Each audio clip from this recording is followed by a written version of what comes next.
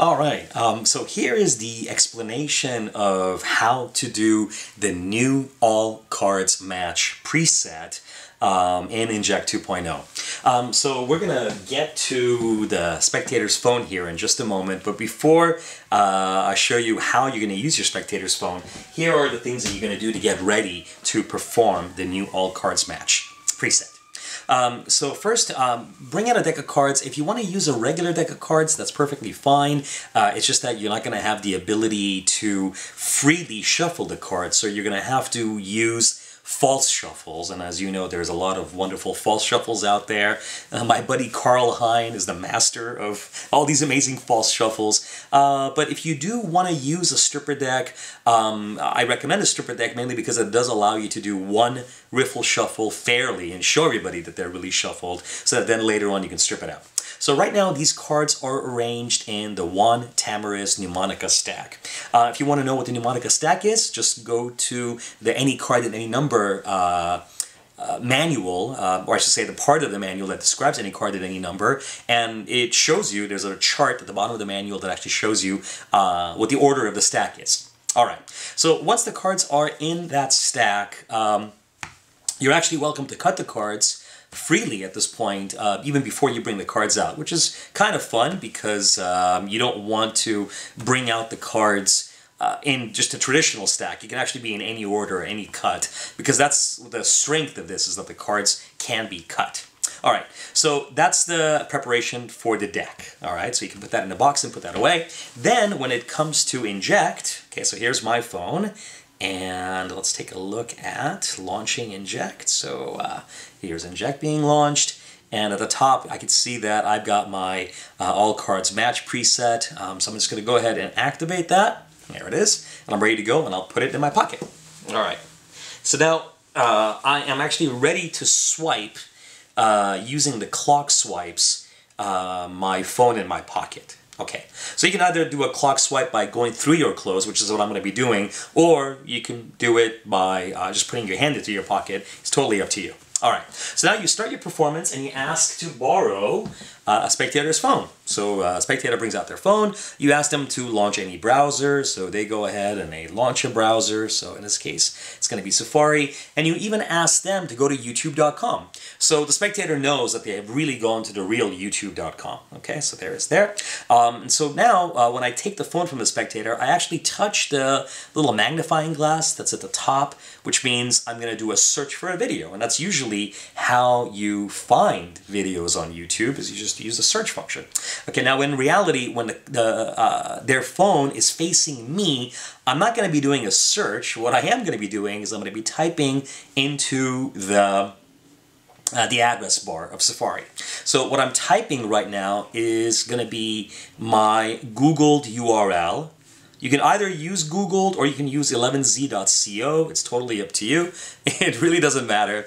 And that's the only page that I'm going to. So the spectators believe that I am now doing a search for a video on YouTube, and if something comes up, and I usually just touch the screen somewhere, and that's going to force their phone to stay awake. Okay, and I now put the phone away. Now I want you to see that currently I'm just in my fake Google page right there. Okay, so I put their phone face away, face down, I put it away. I'll go ahead and put it on the side of the frame over here just so you can see that it is there. Alright, so the cards are there and you start shuffling. In fact, you could start by even, having the spectator cut the cards. So they cut the cards, you bring the cards out. When it's time to shuffle, usually the way I like to shuffle is I put the cards in this orientation and I riffle through the cards about halfway and I split the cards apart like this. So this is now going to guarantee that the cards are now 180 degrees out of phase with one another, and I do a genuine riffle shuffle. Okay, slightly push them together, spread them out on the table here just to show that, yeah, that's the real deal, man.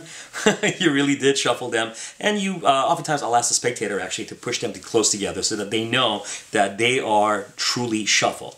Now at this point, a little bit of time discretion goes a long way. So you say to them, since they're shuffled, you spread the cards out again. They're of course shuffled. So now while you're talking about how there are, so many possibilities in a deck of cards, you say to them it's actually an 8 with 67 zeros at the end of it. This is when you get ready for your your strip out move. Now this strip out move is really, really critical because if you mess up this strip, then it's not going to work. Make sure that the cards are completely vertical in your hands. Make sure there's just a little bit of air that comes in between the cards. You're going to put your thumb and your middle finger on one end, thumb and middle finger on the other end, and pull. If the cards don't simply just glide apart from one another, it's because you have an old stripper deck and the cards are sticking together. Your highest priority is to get this movement like butter, okay? So that nothing clumps behind as you strip the cards apart from one another. So the moment that they strip apart from each other, you just finish the cut. So to your spectators, it should just look like you cut the cards, right? At this point, I usually will pivot the top cards down a bit as I make a cut.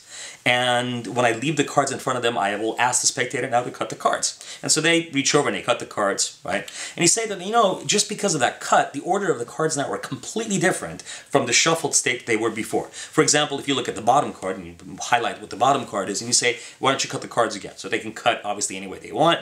Say, now, you probably notice that the bottom card now is totally different, because now I just don't know what the order is. The moment that you turn the cards over to see the bottom card, this is now where I swipe in my pocket. So now remember, we're going to use the clock swipe method. So I'm going to go down, right, right. I should say down, left, right, you know.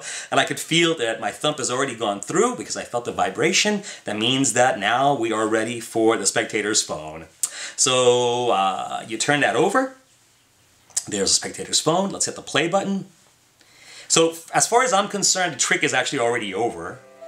But let me turn it on its side over here so you can see it. So, like, hey, look, the first card matches. Right? And you're just going to now make sure that you keep in line with the video, you know. So make sure you don't fall behind now, you know. It's just kind of like be in sync with whatever the video is doing. And as you can see, we'll go through the entire deck. And every card should match. A nice performance tip at this point is to once in a while pause the video and ask people if they're impressed or not, you know, and ask them to, you know, clap louder and louder as each card matches. So you can use this as a great way as a closing kind of an effect, just because it's as impossible gets. And every time you turn over another card, it makes it that much more impossible, because you know, how is it possible that you can have all of these cards matching up together? You know, there's that. Ten of Spades, King of Hearts, Jack of Clubs. And the last one, give it a little snap and put that down. And yep, sure enough, all the cards match. And this is, as you know, the real YouTube.